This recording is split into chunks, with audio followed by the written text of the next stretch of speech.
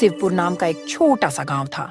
यहाँ के लोग सालों से अपने शांत माहौल, अच्छे और सीधे साधे सरल जीवन शैली के लिए जाने जाते थे।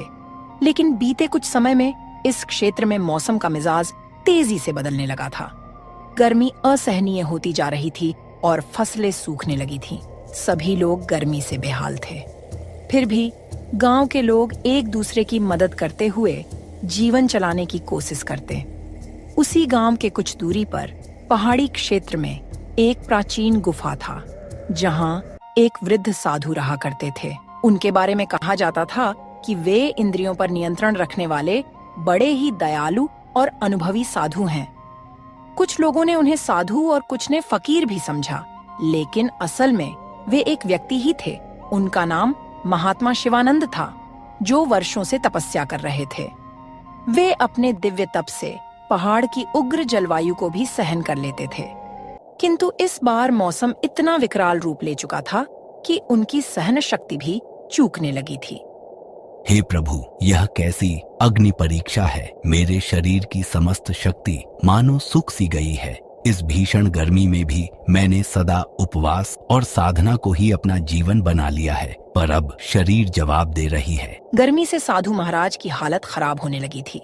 गुफा के बाहरी हिस्से में सूरज की रोशनी इतनी तीव्र थी कि अगर कोई बाहर खड़ा होता तो कुछ ही देर में पसीने से लथपथ हो जाता। पहाड़ी इलाका में जो छोटे मोटे तालाब थे, वह भी सूख चुके थे और वह पानी के बिना और भी तड़प रहे थे। ऐसे में साधु बाबा ने सोच लिया कि आज उनको किसी भी तरह गांव जाकर लोगों से सहायता लेना ही पड़ेगा। गुफा में अब और रुकना जीवन के लिए खतरा हो सकता है। सुबह का समय था, पर धूप इतनी तेज कि लगती थी कि मानो दोपहर हो गई है। साधु शिवानंद अपने शरीर को संभालते हुए धीरे धीरे पहाड़ से उतर रहे थे।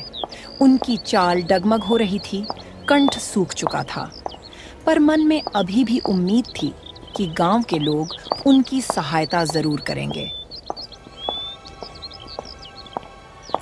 रास्ते में उन्हें एक चरवाहा मिलता है, जो अपनी भेड़ियों को पहाड़ पर चराने ले जा रहा था।